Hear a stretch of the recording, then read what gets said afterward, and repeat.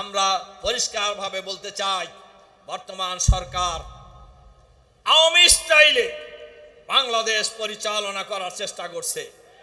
আওয়ামী স্টাইলেই যদি বাংলাদেশ চলে, গায়ের জোরেই যদি বাংলাদেশ চলে, গায়ের জোরেই যদি পার্লামেন্ট চলে, তাহলে ফ্যাসিবাদ মুক্ত করার জন্য বাংলাদেশের হাজার হাজার মানুষ জীবন দিল কেন? যে স্বরাষ্ট্রমন্ত্রী ঐক্যমত কমিশনের মিটিংয়ে এই প্রস্তাব দিয়েছিলেন গণভোট এবং জাতীয় নির্বাচন একসাথে হবে, সেই স্বরাষ্ট্রমন্ত্রী পার্লামেন্টে বলেছেন যে আমরা অভিনয় করছি। আমি ধিক্কার জানাই। ওনারা বলছেন নির্বাচন হওয়ার জন্য আমরা এটা দিয়েছি, মানার জন্য দেয় নাই। ওনারা এইভাবে জাতিকে আর কতদিন প্রতারিত করবেন? ওনারা জাতিকে প্রতারণা করে, ওনাদের ভাষায় যদি বলি, তাহলে ওনারা নিজের মন থেকে গণভোটের প্রস্তাব তারা দেয় নাই। আর এই নির্বাচন কিভাবে হয়েছে এটা বাংলাদেশের মানুষ জানে। একজন অন্তর্বর্তীকালীন সরকারের একজন উপদেষ্টা তিনি বলেছেন আমরা জামাতকে ক্ষমতায় আসতে দেই নাই। অন্তর্বর্তীকালীন সরকারের প্রধান আইন কর্মকর্তা উনি এখন সরকারের আইনমন্ত্রী। অন্তর্বর্তীকালীন সরকারের একজন প্রভাবশালী উপদেষ্টা এখন সরকারের পররাষ্ট্রমন্ত্রী। তাহলে বোঝা যায় এই চক্রই জামাত ইসলামীকে হারানোর জন্য ইলেকশন ইঞ্জিনিয়ারিং করে জামাতকে পরাজিত করা হয়েছে।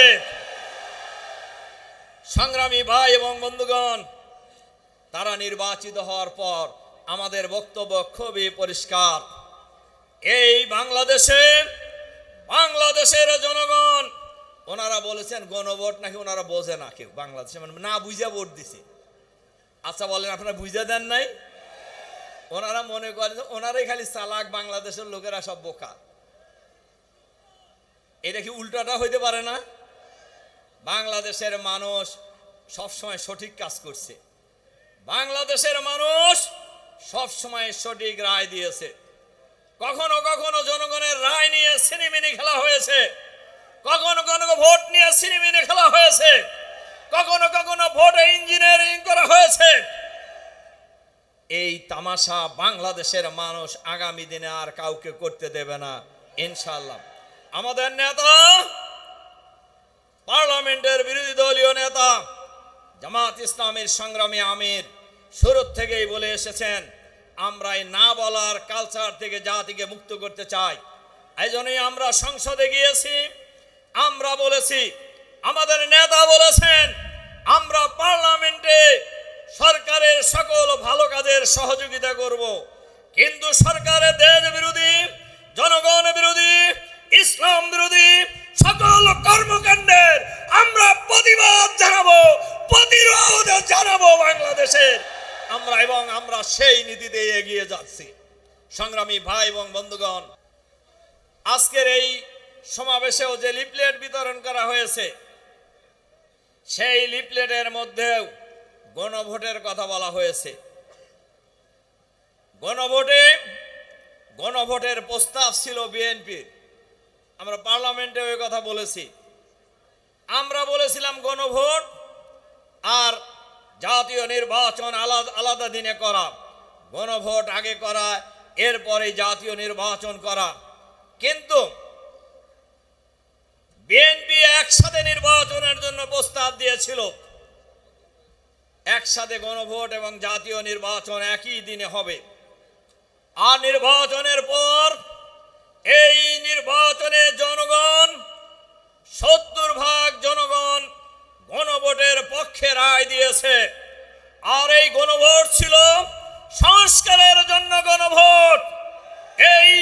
এই গণভোট ছিল বাংলাদেশের সঠিকভাবে পরিচালনার জন্য সংস্কারের গণভোট। কিন্তু আমরা লক্ষ্য করেছি নির্বাচিত হওয়ার পর এই গণভোটের রায় মানার ক্ষেত্রে বিএনপি সরকার গঠনের পর গড়িমসি করছে। আমরা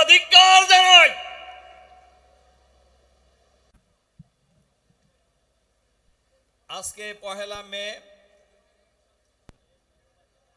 আজকের এই ঐতিহাসিক পহেলা মে আন্তর্জাতিক শ্রমিক দিবস উপলক্ষে বাংলাদেশের অন্যতম প্রধান শ্রমিক সংগঠন বাংলাদেশ শ্রমিক কল্যাণ ফেডারেশনের উদ্যোগে আয়োজিত আজকের এই বিশাল শ্রমিক সমাবেশের মাননীয় সভাপতি, বাংলাদেশ শ্রমিক কল্যাণ ফেডারেশনের সংগ্রামী নবনির্বাচিত সভাপতি, বিশিষ্ট শ্রমিক নেতা, ইসলামী ছাত্র শিবিরের সাবেক কেন্দ্রীয় সভাপতি,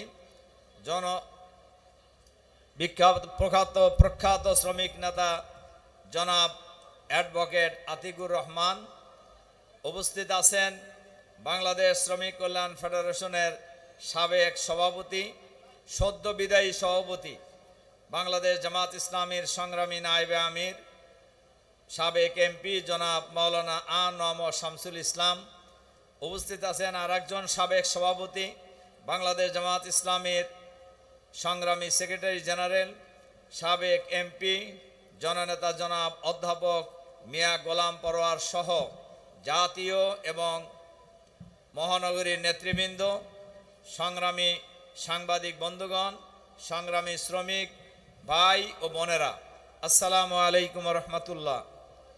সংগ্রামী ভাই এবং বোনেরা, আমরা সবাই জানি 1886 সালের যে শ্রমিক হত্যাকাণ্ড সংঘটিত হয়েছিল, সেই দিন থেকেই সারা দুনিয়ায় পহেলা মেকে আন্তর্জাতিক শ্রমিক দিবস হিসাবে পালন করা হয়। আমাদের দেশের রাজনৈতিক নেতৃবৃন্দ সবাই উৎসব করে শ্রমিক দিবস পালন করে, শ্রমিকদের অধিকারের কথা বলে, কিন্তু আজ পর্যন্ত শ্রমিকরা তাদের অধিকার ফিরে পায় নাই, এটাই সত্য কথা আর কি। বরঞ্চ সকল রাজনৈতিক দল সব সময় এখনো শ্রমিকদেরকে ক্ষমতায় যাওয়ার সিঁড়ি হিসাবে ব্যবহার করেছে, শ্রমিকদেরকে ক্ষমতায় যাওয়ার লাঠিয়াল বাহিনী হিসাবে ব্যবহার করেছে। কিন্তু ক্ষমতায় যাওয়ার পর সবাই শ্রমিকদের অধিকারের কথা ভুলে গিয়েছে। সুতরাং শ্রমিকদের সত্যিকার অধিকার যদি প্রতিষ্ঠা করতে হয়, তাহলে ইসলামী শ্রমনীতি চালু করতে হবে। আর ইসলামী শ্রমনীতি চালু করতে হয়, ইসলামী রাষ্ট্র কায়েম করতে হবে। আর ইসলামী রাষ্ট্র যদি কায়েম করতে হয়, তাহলে ইসলাম মানার বোঝার, আল্লাহর আইন এবং সৎ লোকের শাসন কায়েমের এই লড়াইকে বিজয়ী করতে হবে আগামী দিনে বাংলাদেশে। সংগ্রামী ভাই এবং বন্ধুগণ, বাংলাদেশে